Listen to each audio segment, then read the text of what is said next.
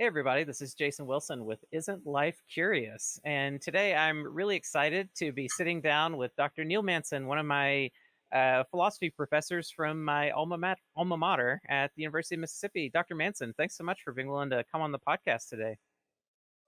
Jason, I'll do anything for my former students. At the end of every class, the last day of class, I write uh, um, PPFL, which means Philosophy Professor for Life. That's So if right. you take a class from me, that just means you can always look me up later. And so I'm always happy to do stuff like this. Yeah, and it's super great to come around and to now be in this position where we can connect, my audience and listeners and everything with some of these things that I studied, back when I was studying philosophy as an undergraduate, and things that you specialize in. So I'm really excited to connect, sort of the broader public with a lot of these really fascinating conversations.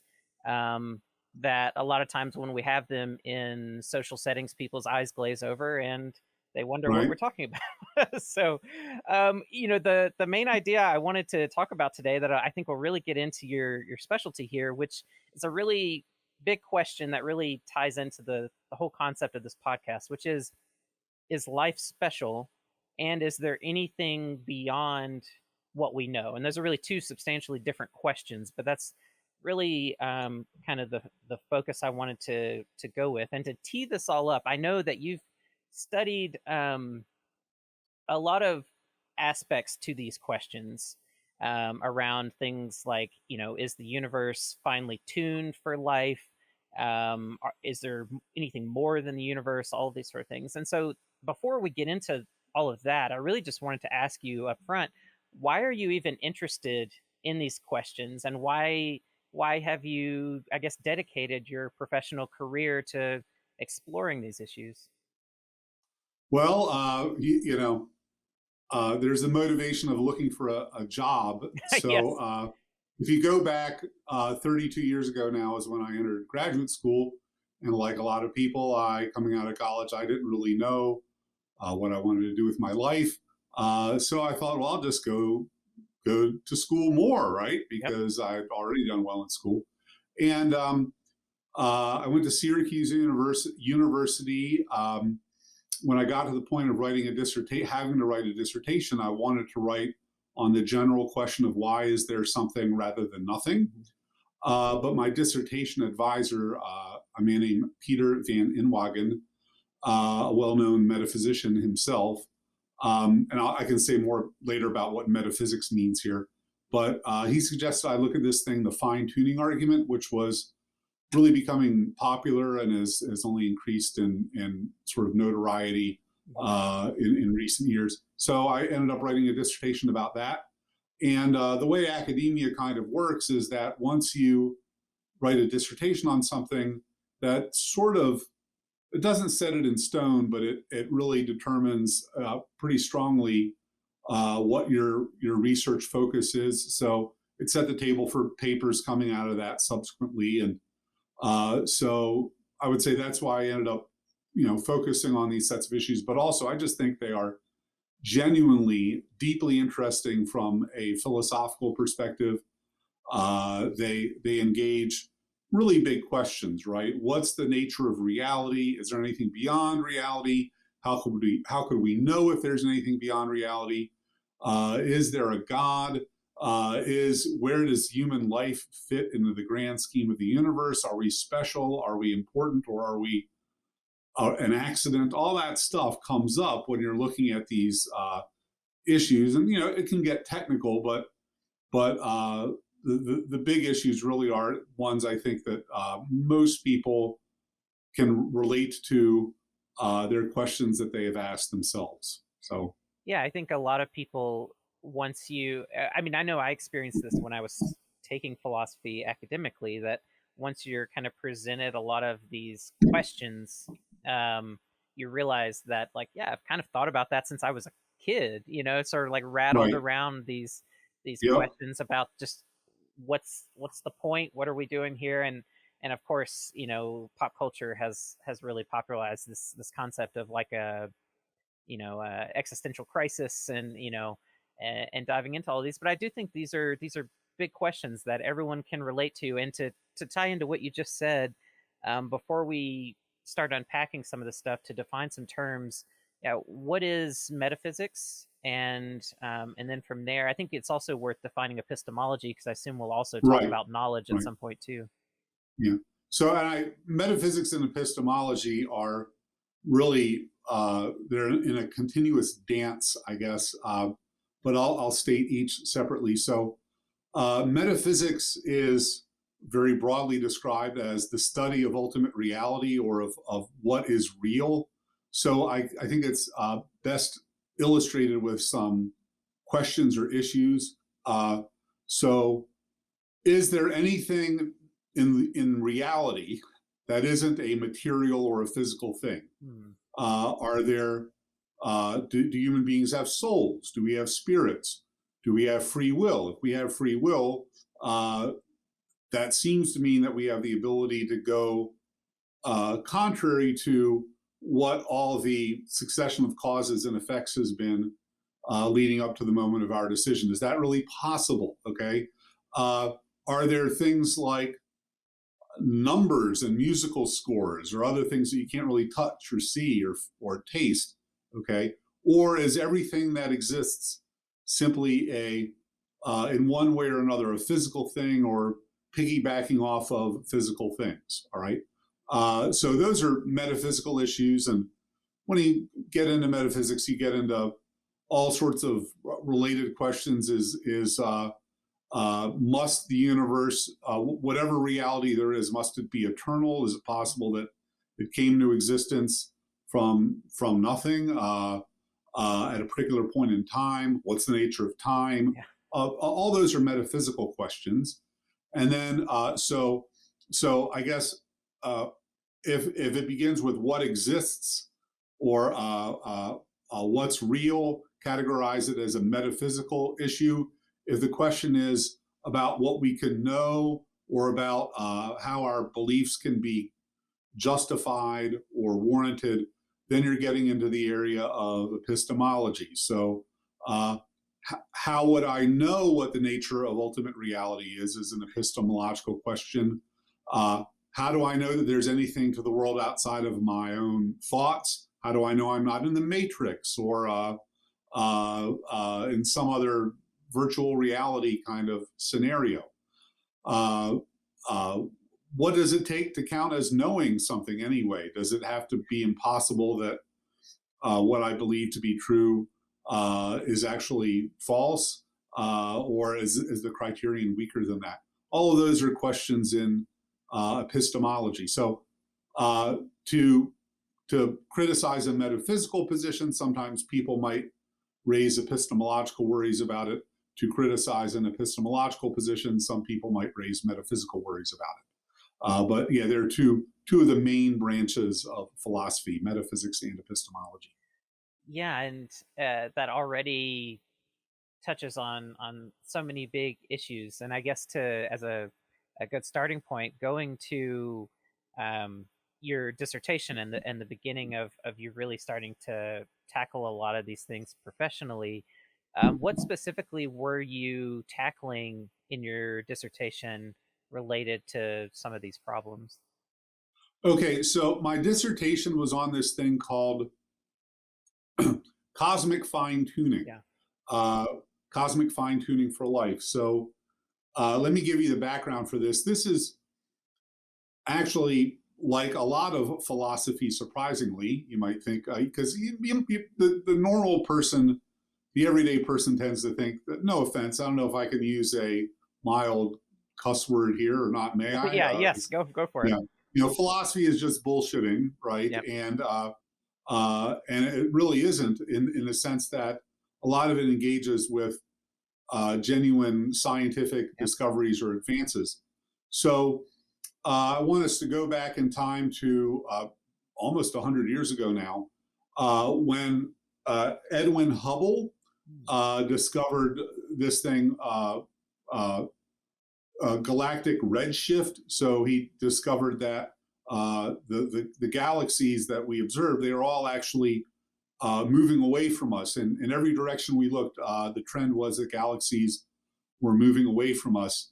And the analogy that was used, it's like a loaf of raisin bread. As you bake it, each raisin gets farther away from each other raisin. Okay, and the same things seem to be going on in general with the galaxies. Well, if you run that back in reverse, you get the pretty clear implication that at one point all the material in the universe, it was, closer and closer, and you get back to the Big Bang, which was a sort of a joking name for it, but the point when all of the material in the universe was in a single physical point, or at least a point beyond which our physics breaks down. And subsequent research has amply justified this model of the universe, that the universe has existed for, I believe, the best estimate now is it's around 13 billion years old. And they can actually, that's another thing that's sort of interesting about the science here. It's called cosmology.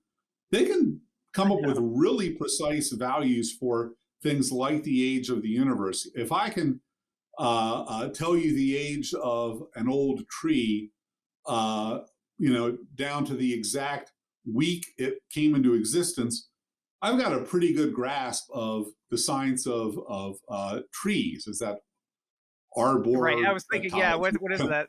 Arborism? Whatever that is, right?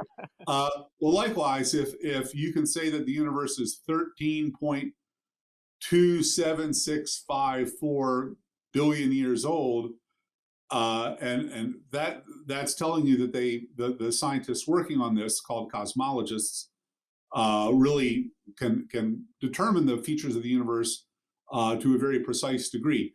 And in fact, when as this field of Big Bang cosmology was developing, one of the things that was noticed was that the numbers that governed the universe and that were in play all the way back at the Big Bang had an unusual property, which is, it seems they were exactly right for the possibility of life existing in the universe. So based on the physical models we have, if the force of the explosion, so to speak, and it really wasn't an explosion, there wasn't a sound or anything, but if it had been weaker, the material might have recoalesced, collapsed back in very shortly after the initial event, in which case there's no time for life to develop. On the other hand, if it had been appreciably stronger, right, then the material in the universe that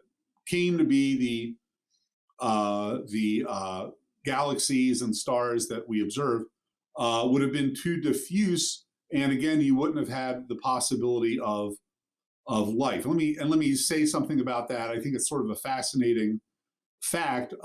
Aside from hydrogen and helium, everything in your body was once, every element in your body was once in the interior of a star, according to modern science. Were you aware of this or not? Yes. Yeah, I love this. You're not yet. So for your audience, you might know,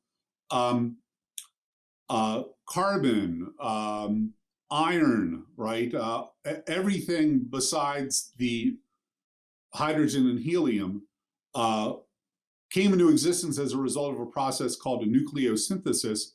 And nucleosynthesis only happens inside of stars as a result of fusion. So if you don't have stars in the universe, you aren't going to have the elements in the universe necessary for complex life to develop. And one of the things that the cosmologists and physicists discovered was that the conditions for there being stars at all actually also have to be exactly right. If they're just off by a little bit, life would not be possible. And we can have a discussion of, well, do you mean the life we know? Right. I think it pretty clearly any life. If you only have hydrogen in the universe, there's just nothing there. How do you build anything? Yeah. There's nothing that can really be built out of that. So that whole collection of phenomena, and I can refer to all sorts of articles and books. There's a very good recent book um, now by Luke Barnes and by Geraint Lewis and Luke Barnes called A Fortunate Universe, Life in a Finely Tuned Cosmos. And they're physicists, but they really do a great job of laying out all the physics behind fine tuning so that a popular audience can understand it. That set of phenomena came to be called fine tuning. I know today people don't use radio dials because they're young and hip, right? But in the old days, if you wanted to pick up a radio station, you had to tune a knob, and just the slightest deviation, you wouldn't get any noise, you'd just get static. And it's the same idea with cosmic fine tuning. If the dials, so to speak, governing the universe had been set just the slightest bit different, life would not be possible. Okay, so that's the scientific background, which then led to a lot of philosophical speculation. Well, gee, here's this thing. Metaphysically, if you're what philosophers call a naturalist, or also is called a materialist or a physicalist, if you think that the only things that exist are physical things, right? So if you're like the astronomer Carl Sagan, who once famously said the universe is all there is, ever was, and ever will be. Okay. Well, it looks like you've got a problem, at least, right? How is it that this thing, which according to the physicalists isn't caused by any other thing because it's the only thing that exists, how is it that that thing is exactly right for the eventual production of life? It looks like you're saying, you hear all sorts of metaphors. It's like getting dealt 100 straight royal flushes in a row, or stuff like that, right? Or things even more improbable. It just seems to beggar belief to think that it turned out just right for no reason at all, Just or one and for by done. chance. Yeah. One and done, right? So as you may imagine, right, some theists said, hey, well, we've got an answer to that question. The reason the universe is just right is because we've been right all along, right? We said that the universe was the product of a creator, a designer, and that's just what you would expect if there were a designer, that the universe would be just right for the existence of life, and in particular intelligent beings that could comprehend somewhat God and enter into some sort of relationship with God. Okay, so let's just pause right there. We have this scientific discovery. Now we're talking about some big metaphysical questions. Is the universe all that there is, or is there something beyond it? Is the thing that's beyond it, is it a personal being? Is it a being with a mind or a spirit, or what? So yeah, that's how that's the starting point to this issue, or this set of discussions that I had in my dissertation. Was that too much, or did I? No, that was great. I think that lays out a really good foundation, and I'm sure people listening are probably aware of where this has kind of evolved to today. Like you mentioned before, Right. we have concepts like the Matrix, and those movies have come out. This idea of sort of it kind of gets renewed every now and then, but this idea of, are we living in a simulation or not? Right. Is this universe even real at all? Is life even real or not? And it's an interesting problem because, like you said, if you take the perspective that this universe was just made in one instance and it just was dialed in perfectly for life in that one instance, it does lead one to think that maybe there was some intelligent purpose to that process. Um, Right. Whereas, and maybe this is where we'll lead to next, is sort of, is there anything beyond the universe? But now there are these modern conceptions of like the multiverse, or thinking of Well, and I was going to get into that, right? yeah, like they're sort of like bubbling or something, and like, oh, this is the one Right. that's stuck. Yeah. So so how have these arguments evolved, especially given where cosmology has gotten to in the 2000s? Right. So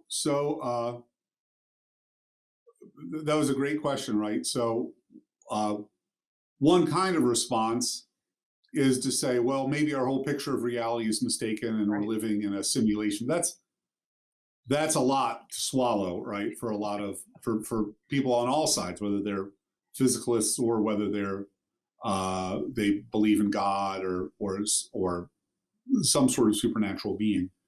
But what you did see, and it's amazing to me in the last 5 years, it's this idea of the multiverse has really burst forth into the popular culture. You had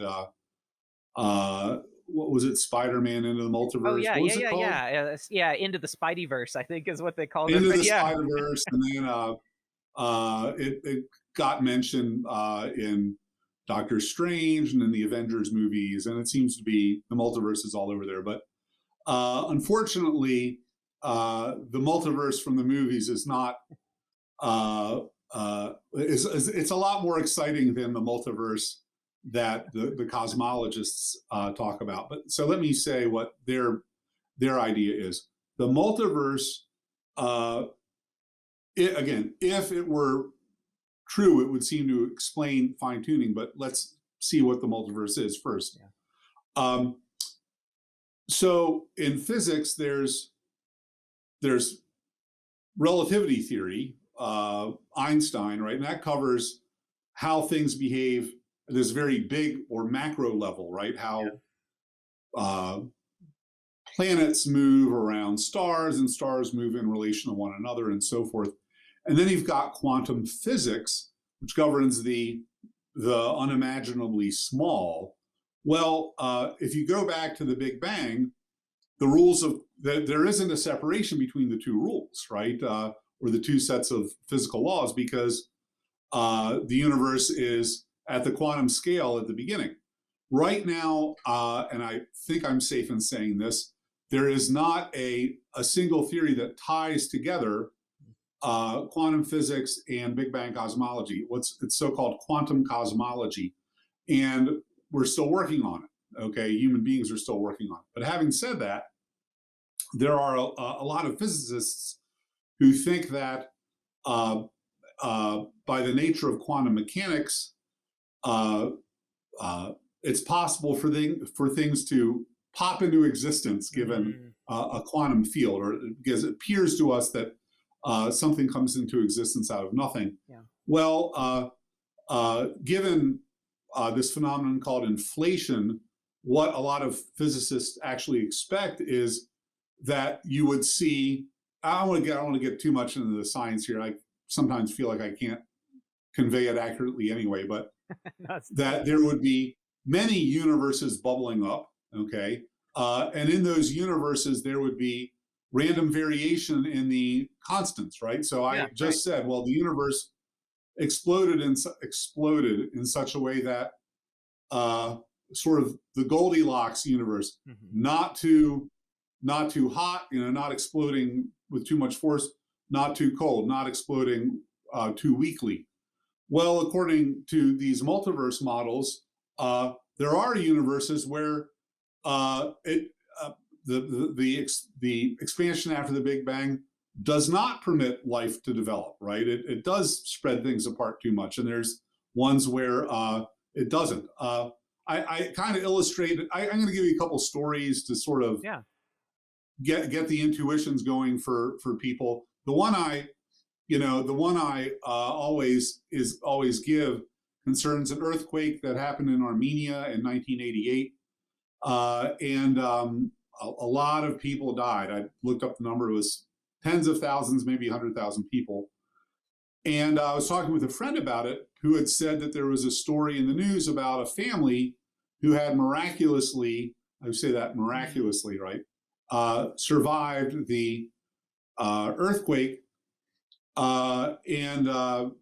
She was convinced that this was meaningful. And I said, well, given that there were 100,000 people in this city when this earthquake happened, it's not surprising that somewhere one group of people was in just the right place to not be killed.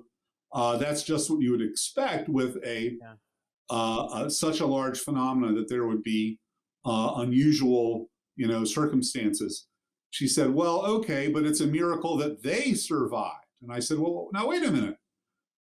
You don't know anyone from Armenia, right? You don't. It's not like you picked them out in advance.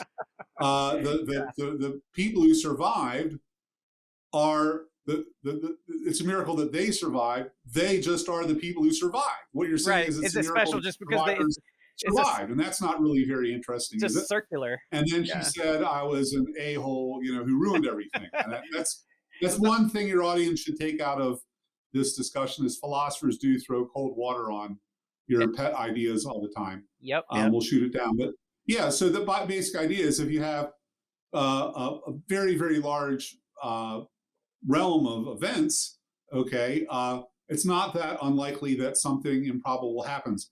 I also mentioned free running or parkour videos. Of course, if you watch those, you see these people doing all these stunts. Or let's say you see a video of somebody throwing a basketball from the top of an arena, and it goes through well, how many times did they try it? They're not going to show you all the failures. They want to be on YouTube. They want to make, they want to be a YouTube star.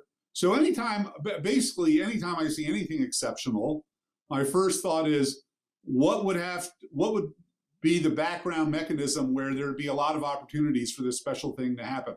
Because if that's the case, then the special becomes not very special at all, right? Right. Same idea with the multiverse. If there are all these other universes, and most of them are duds, right, in that they don't really have the numbers necessary for or features necessary for life to exist, then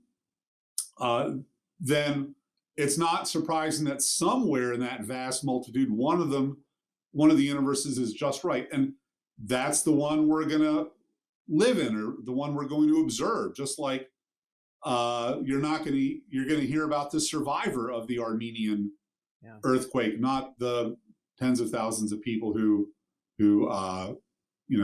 died. Yep. Which also ties in on a different note with a different philosophy topic.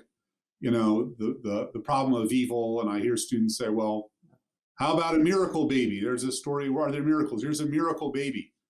They were given a 1% chance to live, but they lived. And I said, well, there are tens of thousands, hundreds of thousands of babies born. 1% chance means there will be ones that survive. And funny how you're not talking about the other 99%, right? So again, it's not a very romantic way of looking at things, but getting to your big question about the podcast, it's a way of regarding this universe as actually not being special, if it turns out that there is a multiverse. So on that view, there would be a scenario where there are a lot of chances for a universe to be just right for life. It wouldn't be surprising that we would be in that universe.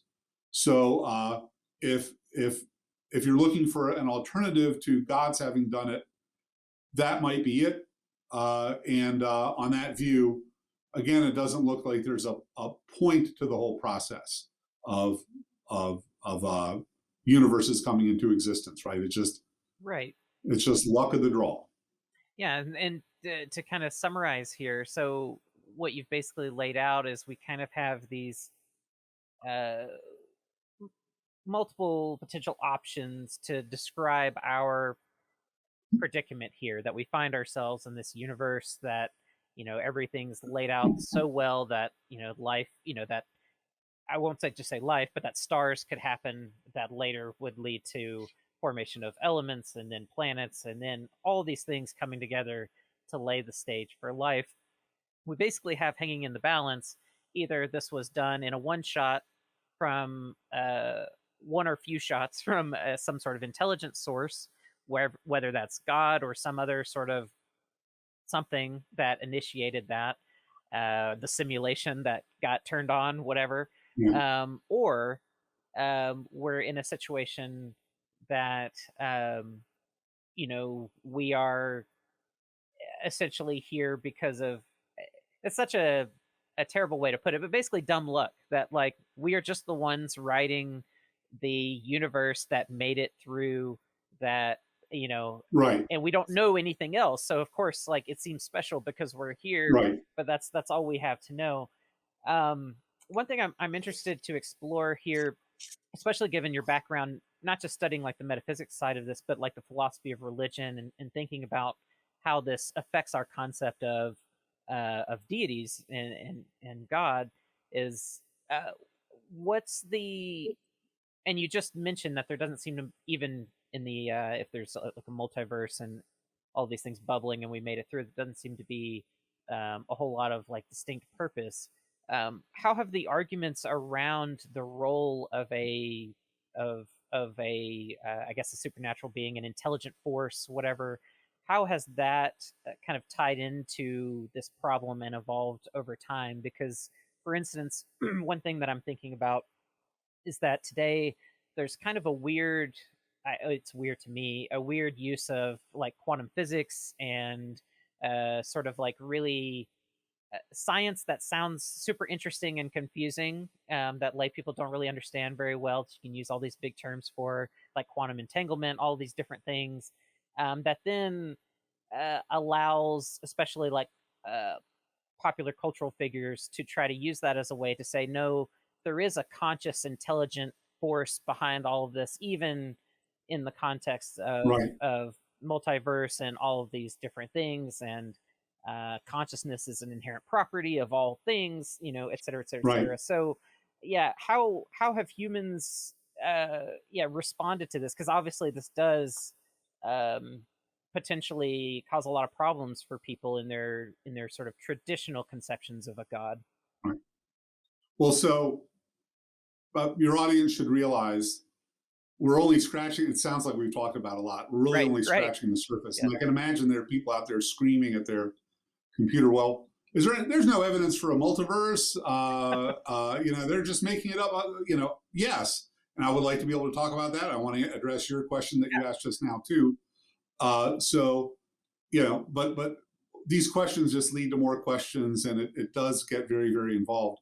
To your particular question, uh, one view you hear quite a lot now is that somehow consciousness is built into the universe, mhm, uh, because quantum mechanics tells us that there being an observer is an essential part of there being a physical reality. Without observers, there is no reality. right, Um, I would say if you talk with or you look at, I shouldn't say I talk with many physicists, but um, that's kind of a stretch, yeah, okay, of the word observer. So, but in the physicist sense, an observer is another word for a measuring device.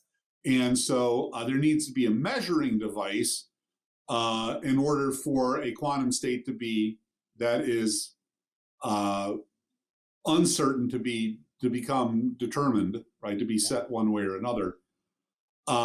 Whether that entails that the observer needs to be a conscious being or not is pretty speculative. So people will try to push back against the idea that the universe is this dumb, meaningless, purely physical thing, and we're just an accident by talking about quantum mechanics and the elevated role that consciousness has in it. But yeah, I feel like that's getting aside from talking about the multiverse, which I was going to give you some of the back and forth regarding the multiverse yeah, here. So the probably most common objection you get to the multiverse is that it's just made up. It's kind of a little funny story. In a book I edited called God in Design, the teleological argument in modern science, I said that to the opponents of it, the multiverse hypothesis is the last resort of the desperate atheist. Okay, I said, last resort of the desperate atheist. I didn't believe that myself. I was just trying to report what the other people thought.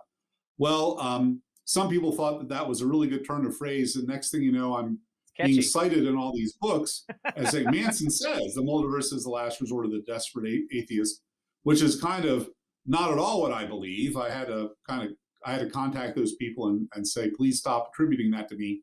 That's not my view. I was trying to represent the view, but let's talk about that.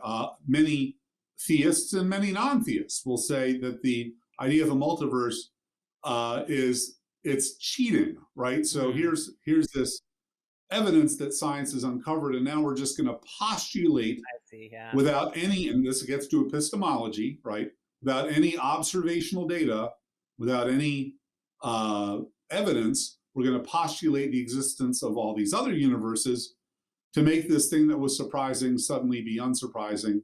No, no, no. They say that's not fair.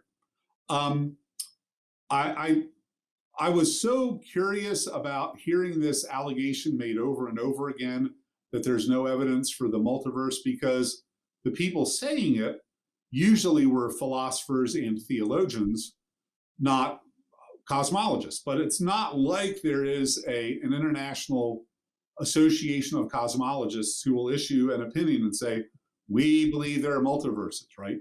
So what I did was this was, when was it? 7 years ago now. I did a survey of cosmologists. I looked up, I got a list of 504 physicists and cosmologists with PhD, who were professors at research universities teaching cosmology or physical cosmology or string theory or what have you at universities around the world. And I asked them to participate in a survey, and I got 126 of them to respond. So that's 25%, which is pretty good response rate. And one of the questions that I asked them was just, do they believe that the multiverse hypothesis, first of all, A, is it testable now? B, not testable now, but it will be in the future when there's better scientific instrumentation. And then 3, never testable. And a very solid majority said that they think it's testable now or will be in the future. Okay, so if you actually ask the scientists, and I don't know what, I can't step into the head of a cosmologist because that's not my training, but many of them seem to believe that there are scientifically testable consequences of the multiverse hypothesis. I read some of them. The one idea is that there would be signatures in the cosmic background radiation that would indicate the interaction of our bubble with one of the other bubbles. Okay, so I go, yeah, sure. I don't know, right? But just to declare that there couldn't be evidence for a multiverse, to me seemed to be the reckless move, because as science has shown historically, things that were believed to be untestable can be explored scientifically later on, right? So, that's one question regarding the multiverse, whether there is any independent evidence for it, okay? There's a philosophical question, which I think is misguided, but it's a long discussion. Even if there were a multiverse, would it explain why this universe is the fine-tuned universe? Sure, yeah. And to me, that's a head-scratching response, but a lot of people think that's a really important response to the multiverse hypothesis. Anyway, my overall view is that when it comes to the science of the fine-tuning argument, it's, first of all, it's hard to deny the claim that our universe is fine-tuned, all right? It looks like that's on very, very solid ground. But there does seem to be this multiverse alternative out there. And I'm not saying that there's strong evidence for it. It just seems to be plausible. We're in a speculative business here when we're asking this question. So it seems like a reasonable belief, but again, a reasonable alternative to believing that God created the universe. But again, a lot of people would disagree and say, no, it's not reasonable. And then you asked about philosophy of religion or theology.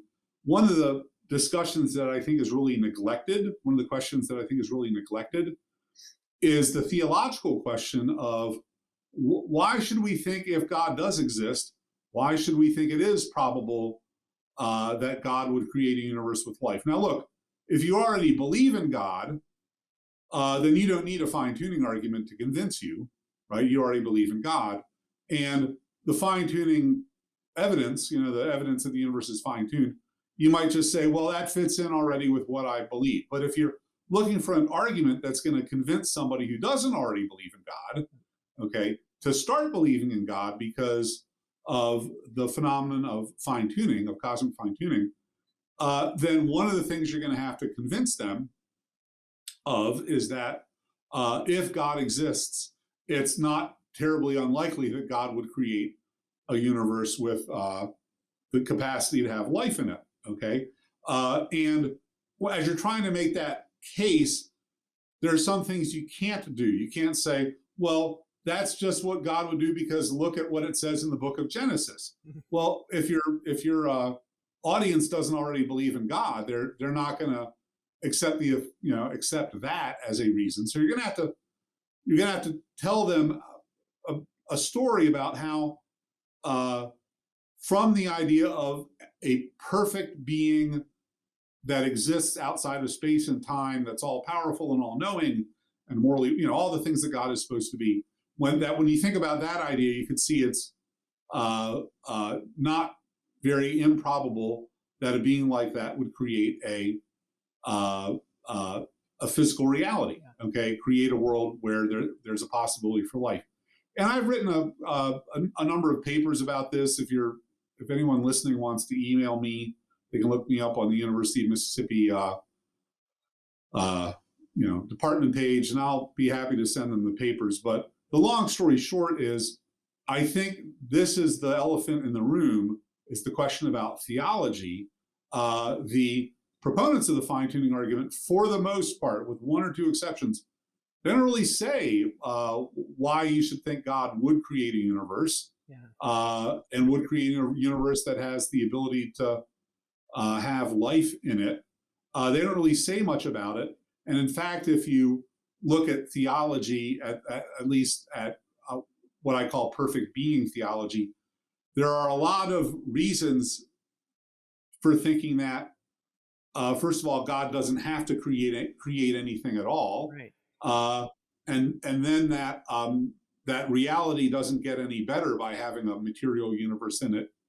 So that God's creation actually, from a theistic perspective, seems to be a mystery. Okay, well, Right. if it's a mystery, then you can't really turn around and say, oh, that's just what we would expect God to do. All right, so to me, that's an aspect of this fine-tuning argument that is not discussed enough, is the theological side of it. But yeah, there's the theological side. There's the question of the multiverse, which raises, again, a whole bunch of interesting issues metaphysically and epistemologically. And then there's just this question of what is the evidence of fine-tuning, and can that be well-defined? So a lot of stuff going on in this fine-tuning argument, touching on a lot of different areas. Gosh, I feel like I've gone on for 50 minutes now about the thing, but no, this is great. 45. So, No, this is great because one reason why I like this subject is it unpacks so many big concepts. Because one thing that comes to my mind too is, trying to stake a flag as far as defending your belief in God, trying to stake your flag in whether there's one universe versus a multiverse or something. It sort of misses the point because you kind of just kick a problem down the road. Like if there is a multiverse, well, you still are confronted with this issue of. Well, that's exactly right. So there are people, and I meant to get to this, so thanks for bringing it up. You can believe in God and believe in the multiverse, right? You can believe that God was necessary to create the multiverse, and there are some people who think that if you look at the models of the multiverse, the conditions for the multiverse had to be fine-tuned. So there's a reason for, there's a need for God there. The other thing that, when you really think about it, let's suppose we just knew this universe is the only universe, okay?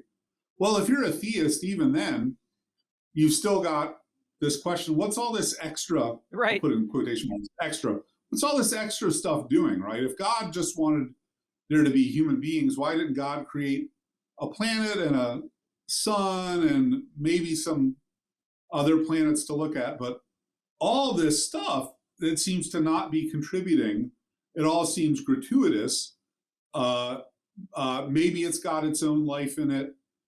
That's an interesting question, right? Is if there is alien life, and I can talk about that too, because I just had a conference on that issue, or organized conference on that issue. But does God have a savior figure for non-human intelligent beings, right?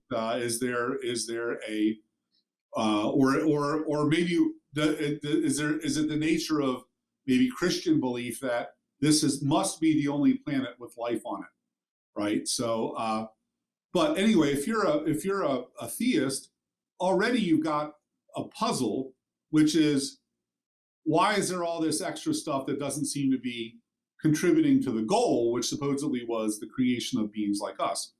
So if you've already got that problem, your problem doesn't get any worse by believing that not only is there this universe that's 13.6 billion years old and it's got a trillion galaxies in it, but there are all these other universes too, including some that, like this one, by chance have the ability to have living beings in them. So, that's just more stuff, right? It's the same problem. So there's no incompatibility with believing that God exists and believing that there's a multiverse. Okay. And so you could believe that. And in fact, I would say an increasing number of philosophers and theologians are believing it. It's a small number, but there are conferences and books where they discuss exactly this issue, God's being the creator of the multiverse, right? Right. On the other hand, you don't have to believe in the multiverse if you're an atheist. You can say, yeah, it is a one-shot deal. Things turned out right. It just is what it is. But and I don't have an explanation of why things turned out just right. But neither does anybody else, right? Their explanation isn't any better either. So let's just stop where we are and just take it as a given that the universe is what we observe. As you said, I forget exactly how you put it, you keep peeling the onion and you get more onion. You just keep raising the same questions anytime you try to go beyond the universe to explain it. That was a view of David Hume. If you're going to paraphrase, right, if you're going to make the same maneuver when you get to the thing that explains the universe, you're going to get the same set of questions. Why not just stop at the universe? Yeah. Yep. Right. In which case, the universe as being in existence and being finely tuned for life is what philosophers call a brute fact. It just is what it is, and that's that. And there's no reason why. Again, a little vulgarity, but the slogan, shit happens. Right. Why does the universe exist? Shit happens. That's the end of the story, right? That's the ultimate end of the story. By the way, if you're trying to connect this with meaning, what's the meaning of life?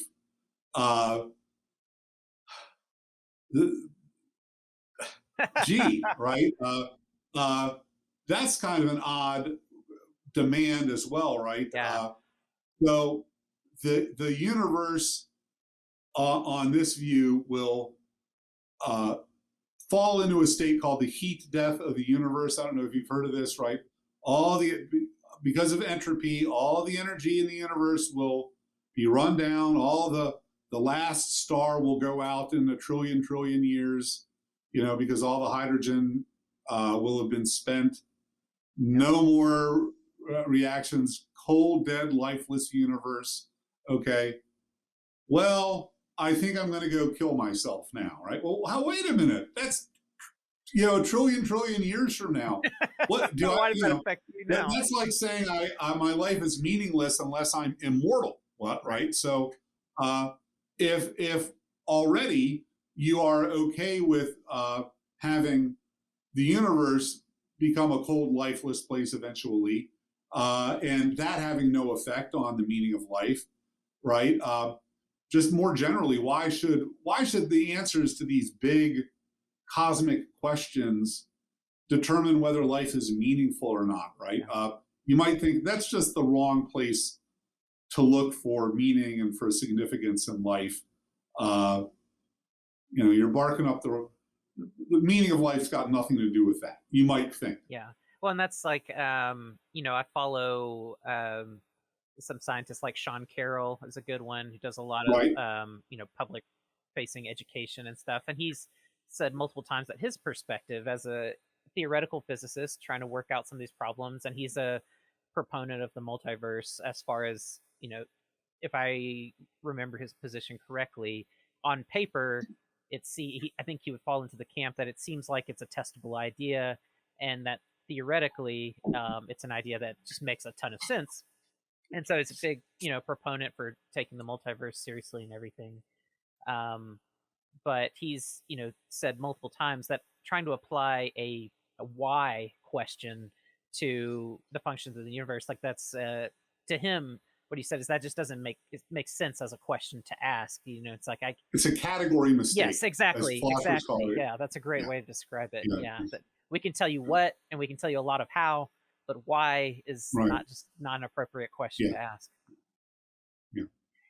So, and then you're getting into philosophies like existentialism, where where the universe does not have meaning built into it, and meaning is created by humans, and life is what you make of it, and that kind of thing. So, I don't think an atheist has to grant the idea that if there isn't anything beyond the universe, which is the big question you asked to start this whole discussion. If there isn't anything beyond the universe, if there's only material stuff, then automatically life is meaningless. And they would go in two directions, right? One is to deny that life becomes meaningful if there's a God, but another is to say, well, then meaning of life has nothing to do with these questions about where the universe came from and where it's going. Well, and tying into also the idea of a simulated reality, there's also this issue of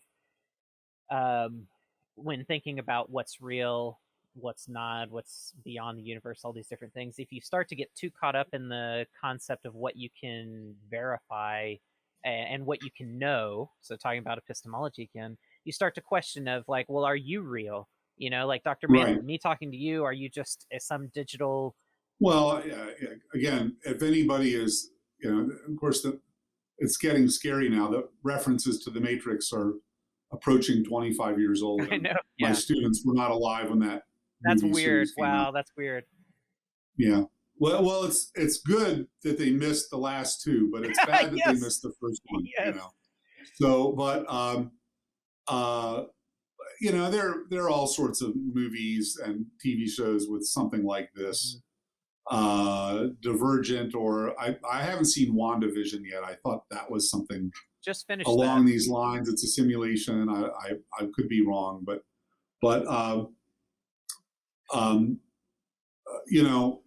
the basic idea, I feel like everyone gets this, right? If my experiences themselves are being controlled or produced by some mechanism that I'm not really aware of, like that actually and I'm looking at you to see if you're real. His image is over there, but that's just an image, right? It could be a deep fake, right? Right, maybe you're just sitting there talking to yourself. Wilson. Right, yeah. So maybe my experiences are being produced in a way that's not what I think, right? I think that I've got a physical body and light rays are bouncing off my retina and all that stuff, when in fact maybe I'm a brain in a tub of goo, with a bunch of wires plugged into me, like in the Matrix. Or, funny thing about the Matrix is philosophers had that scenario worked out Long before. about 40 years prior to the movie. They called it the brain in the vat. So it's not a new scenario. Then everything I believed would be false, right? Well, in fact, Rene Descartes addressed this in 400 years ago in his Meditations. How do I know I'm not living in a dream? He says, I've had dreams that were so lifelike I thought they were real.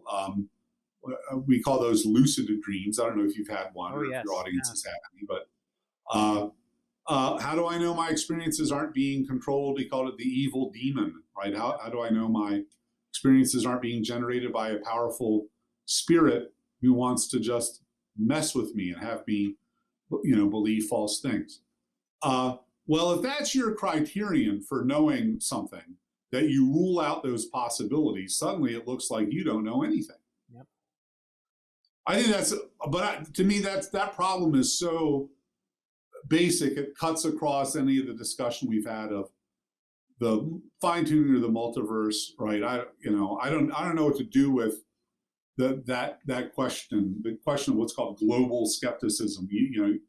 Skepticism of everything whatsoever. Yeah. Right. So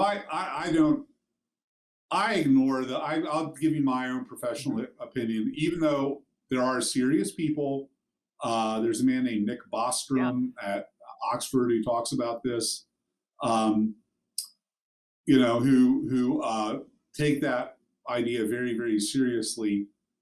I honestly don't think about it at all as a serious option. One reason I don't think about it is kind of what we've gotten on.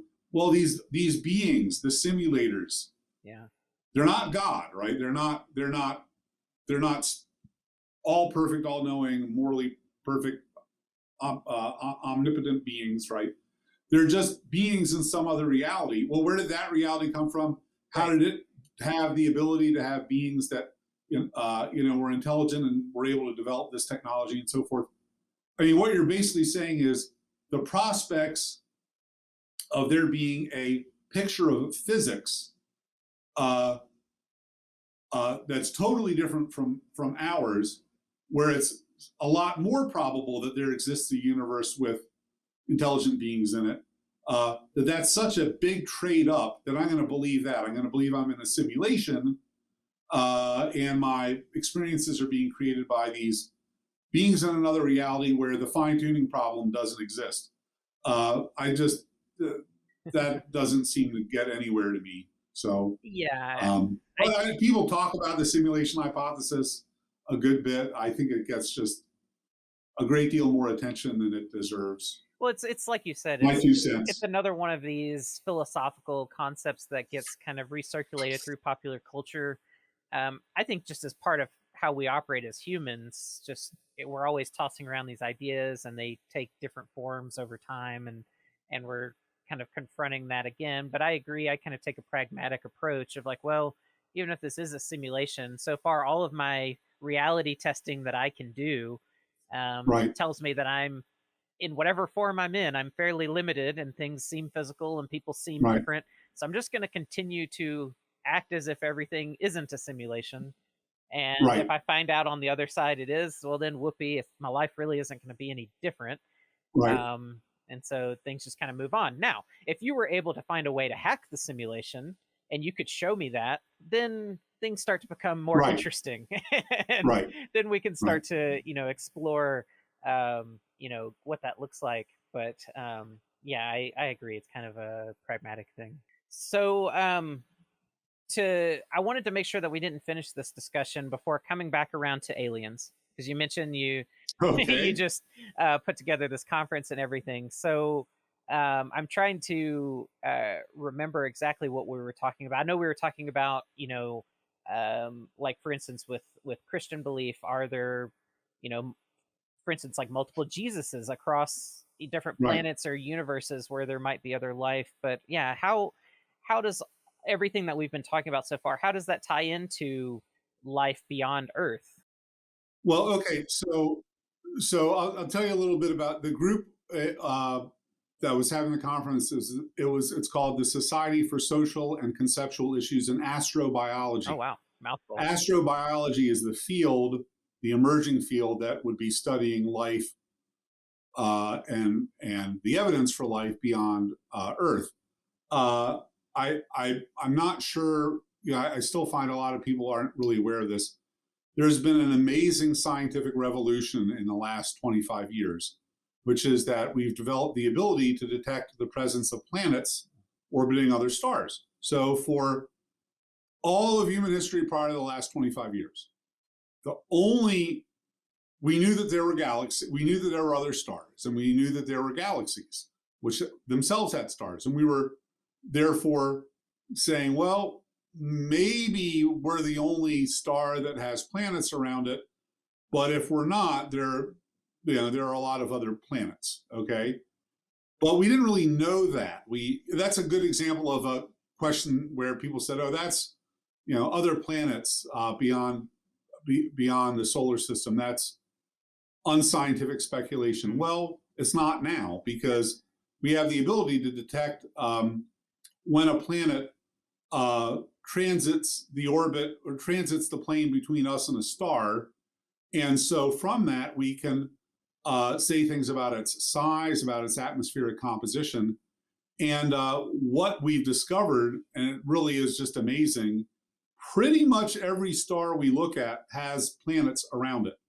Now, so there's no shortage of planets. The question is, how many of them have conditions relatively like those on Earth? Because you might think that in order for there to be life, there has to be liquid water. Right. And in order for there to be liquid water, you can't have the planet be too close to its star, because then you get something like Venus where it's all water vapor, and that's no good.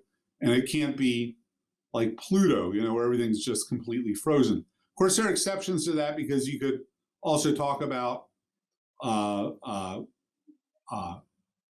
energy or heat sources internal to a planet, like geothermal energy here on Earth, that might create an environment in what would seem to be a planet that's too cold for life. Okay, that might actually make it life permitting. But setting all that aside, if you're just looking at so-called Earth-like planets, planets that are in an orbit around their star where there can be liquid water, we've detected them. Now, that doesn't mean we've detected life, right, but we've detected planets that otherwise seem to meet the conditions for being a habitat for life. Does that mean life is going to arise there? Absolutely not. We still have no idea how the first life arose, or we don't have a good theory of that, right? So maybe it happens every time a planet has the right conditions for life otherwise. Maybe, we've got a trillion stars in the, or planets in the universe we occupy, and the origin of life is so rare that this is the only planet it's happened on. We really don't know at this point.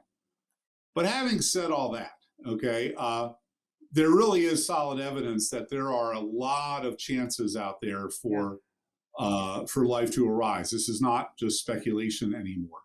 So looking at it in that context, you have to ask, well, all right, let's suppose life does have a chance of existing elsewhere in the universe, maybe multiple chances. What's the probability that it develops to the point where that life is intelligent, okay? Yes. And can do what we do and engage in science. And then again, there have been, various speculations about that and how many intelligent civilizations there would be in our galaxy. And again, a lot of guesswork here. What I think is important to focus on theoretically is the nature of biological evolution. And there's a phenomenon. So here's another person that I really just recommend highly. His name is Simon Conway Morris.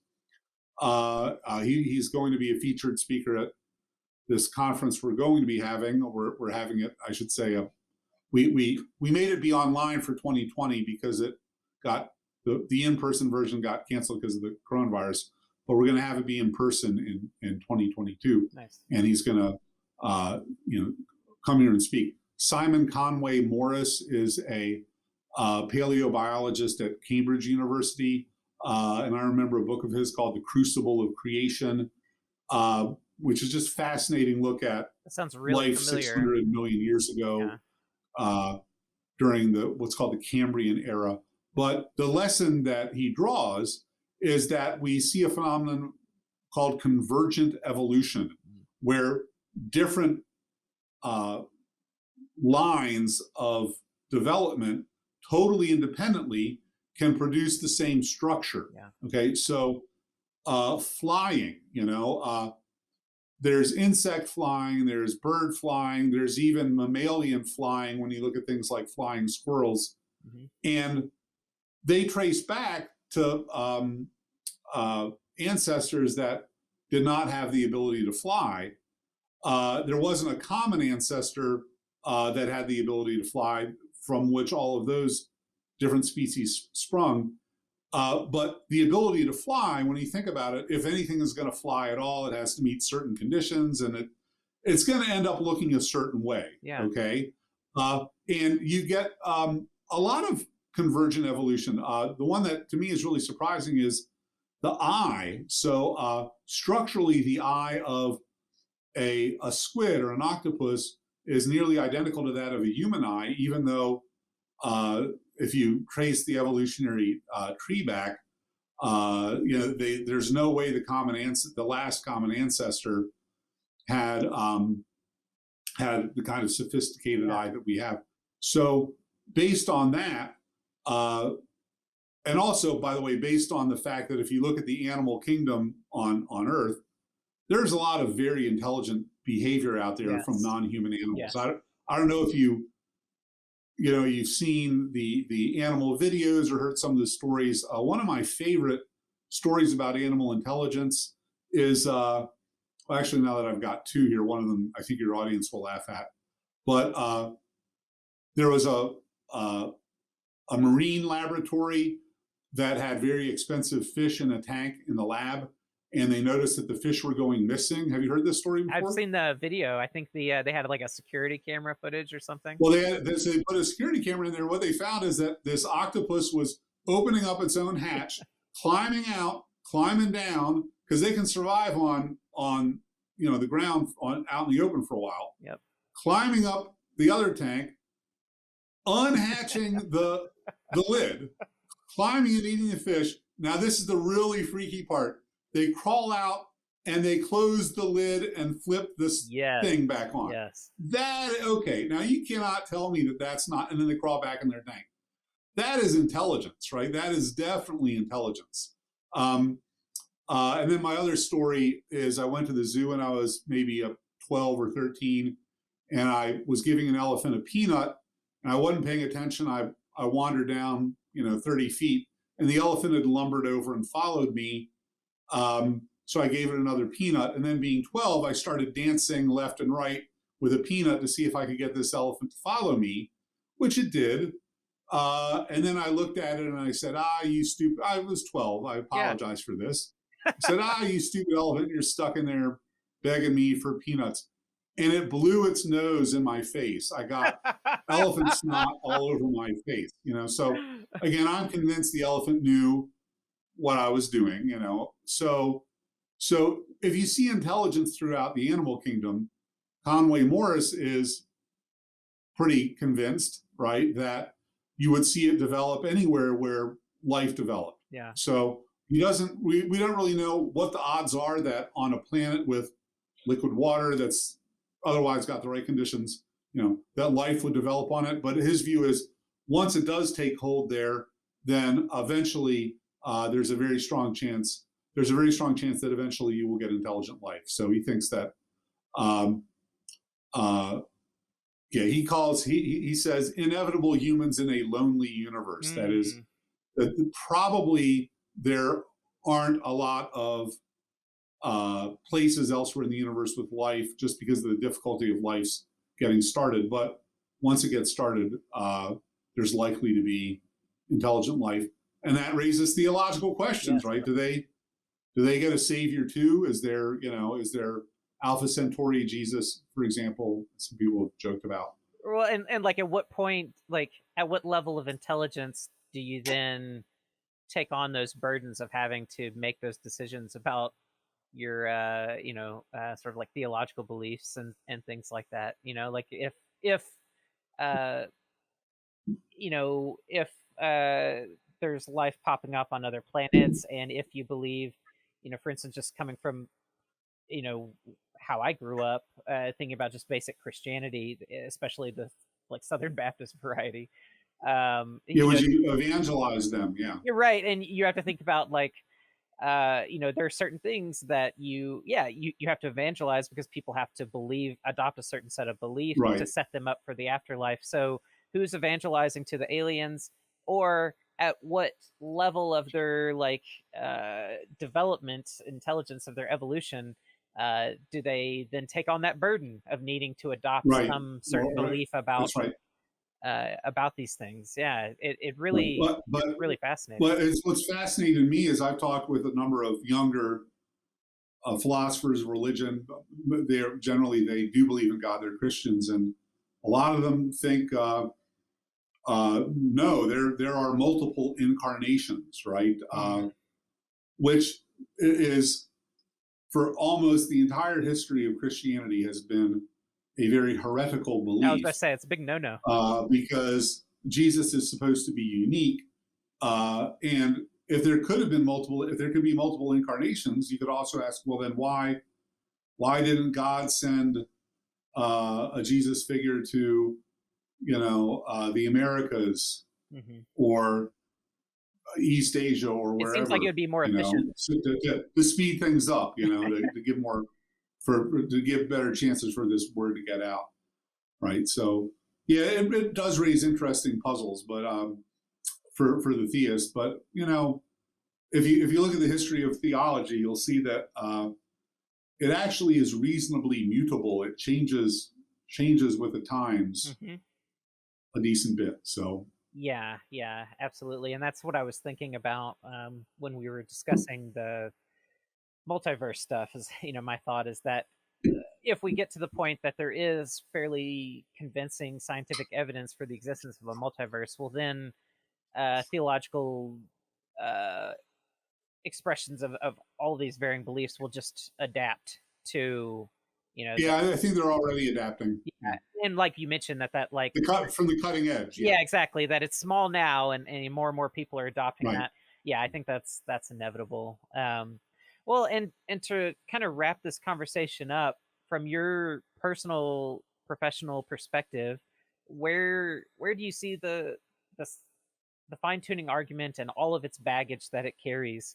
um where do you kind of see that going over, looking into the next 5-10 years or so? I can't. That I can't.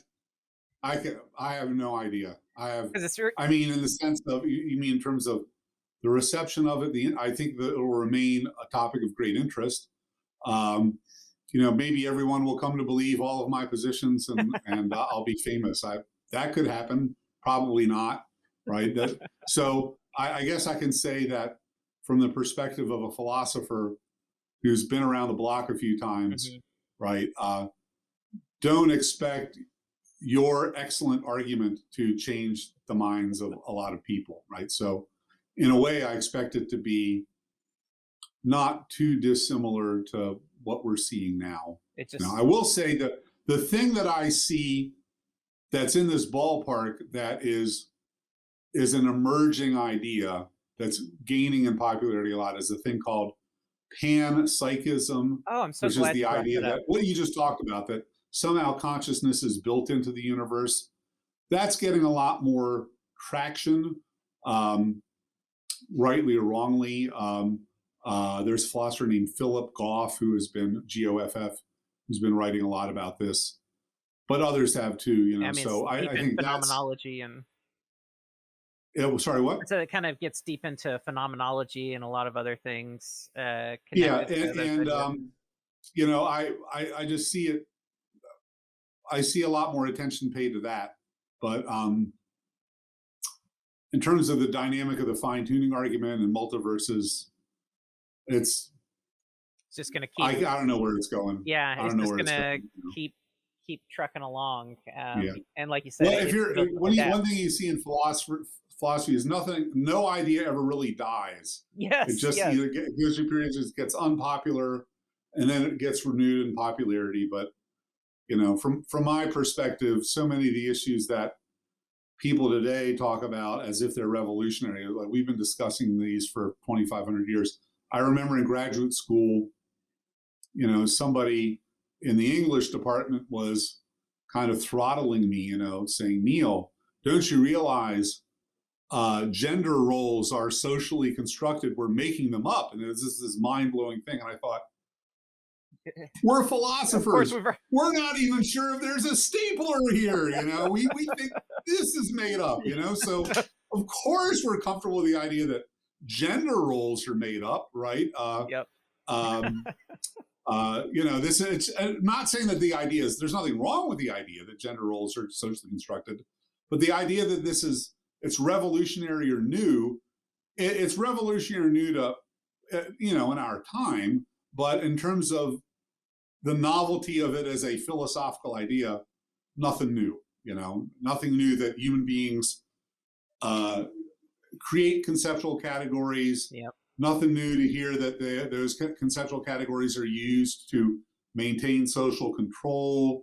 Yep. I've just seen this in the philosopher Thomas Hobbes. Oh, yeah. Who wrote the book Leviathan 400 plus years ago, right? I mean, these are not new ideas. So new applications, new extensions, but not fundamentally new.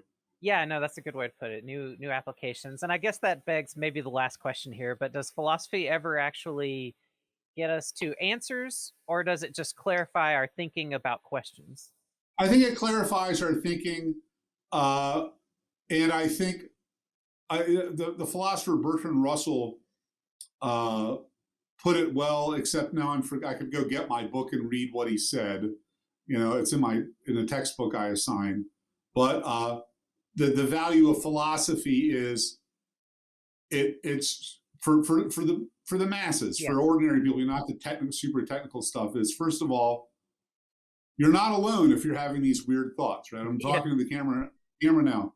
You're not weird. Everybody is out there walking around thinking, not most people, some people don't really think much at all, and that's fine about these philosophical questions. But if you do think about them, you're not alone, right? Human beings have been thinking about these things for the entire existence of humanity. So you're not an oddball. The other thing is, hopefully you will become a little more tolerant of difference. It bothers me just as much to see atheists who think any theist is just massively stupid as the other way around, right? I mean, if you've done any, if you've gotten into philosophy, you realize there are smart people on both sides. There are good arguments on all sides, right? Usually a position that you might laugh at becomes a lot less laughable when you look carefully at it. So that's another great value of philosophy, to teach you some tolerance. And then, there's progress in the sense that there's convergence towards points of view over time, but the process is very slow. It's not like, announcing we have a vaccine for the coronavirus on a particular day. It's not like that. We've solved our philosophical arguments. The meaning of life was solved January 22nd. Download the understanding. 2043. I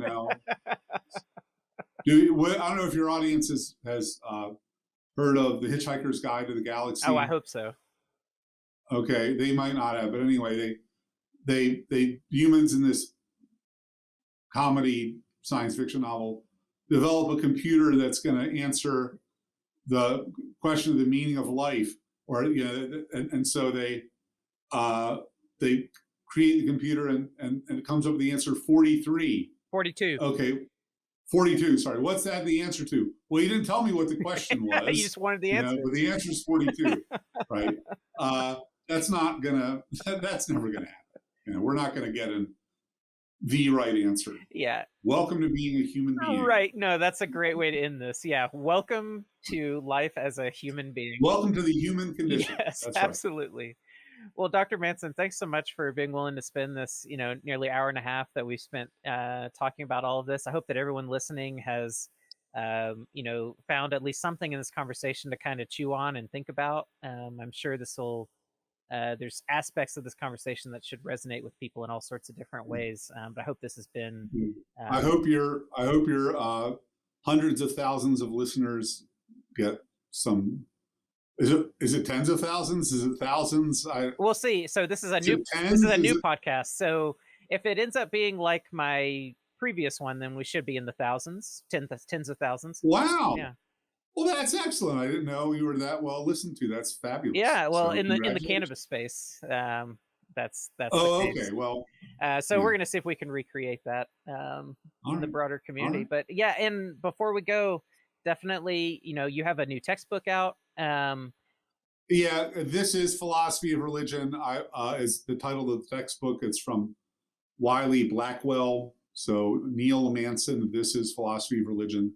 If you want a one-stop book, crash course in philosophy of religion, I made it as down to earth and relatable as I could, consistent with accurately conveying. Yeah, that's the hard part. Positions. That's always that's the hard part. Yeah, so. And it seems like it's part of a series that Wiley is doing.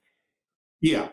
So just introductory, for use in college classrooms, where for typical college students today. Yeah. Well, most excellent. All right. Well, Dr. Manson, it's great to talk to you again after all these years. And all right. Well, it's good to talk with you. Let me know when the whole thing's done, and I'll be on the lookout for it. I definitely will. Yeah. I mean, post it. You got to edit it, and then you post it. Yeah, it'll take some time, and in general, we're probably about a month and a half out or so. That's fine. But yeah, I'll definitely be in touch, and have a great rest of your day. All right. Thanks so much. Talk to you later. Take it easy. Bye-bye. All right. Bye-bye.